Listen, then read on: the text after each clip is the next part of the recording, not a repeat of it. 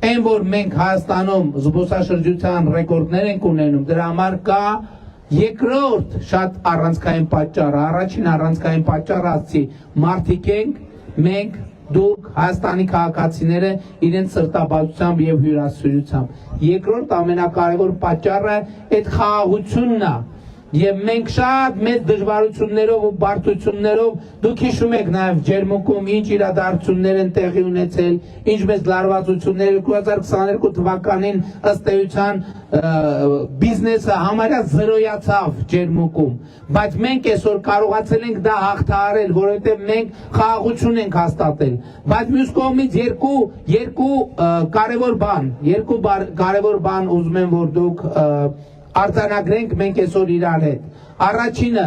մենք սահմանազատման արդյունքներով մեր երկրի բոլոր ինքնիշխան տարածքի հարցը ամբողջական լուծելու ենք եւ այդ հարցը դե յուրե լուծված է դե ֆակտո գործնական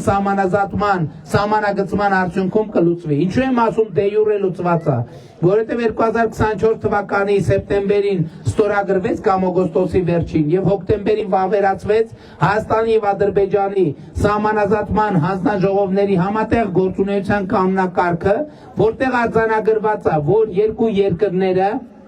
միմյանց տարածքային ամբողջականությունը, այսինքն արձանագրված է, որ երկու երկրների սահմանազատման բազային սկզբունքը Ալմատայի հռչակագիրն է։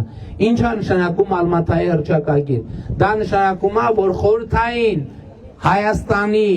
տարածքները ամբողջությամբ պատկանում են Հայաստանի Հանրապետությանը, ամբողջությամբ։ Եվ մենք այդ խնդիրը պետք է լուծենք, այնտեղ որտեղ մենք խնդիր ունենք, գիտենք որ խնդիր ունենք, այդ թվում Ջերմուկում սահմանազատման արդյունքում այդ հարցը լիարժեք կերպով մենք լուծելու ենք եւ դրանում կարող եք համոզված լինել։ Իհարկե նույն խնդիրը նաեւ հայելային Ադրբեջանում, այսինքն գիծը պետք է անցնի այնպես, ինչպես խորհրդային միության ժամանակ այդ գիծը անցել։